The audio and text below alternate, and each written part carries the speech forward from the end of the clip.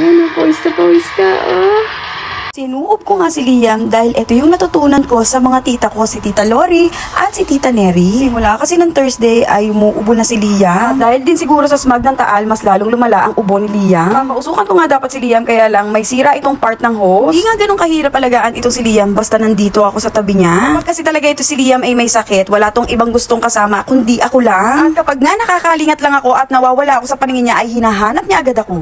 Biyayaya akong dede ako.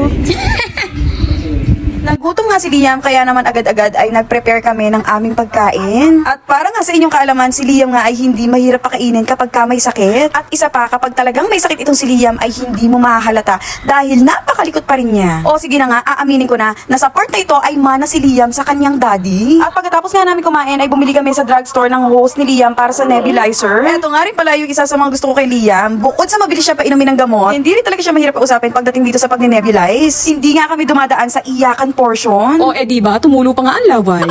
At sa mga puntong ito nga ay gabi na, kaya naman itong si Liam ay nakatulog na rin. Every time nga na may sakit itong si Liam ay lagi siya natutulog na nakadapa sa akin. At dahil nga hindi pa ako nagdi-dinner, pinagluto nga ako ni Daddy C ng beef chow pan with tapa. So yun lang, bye!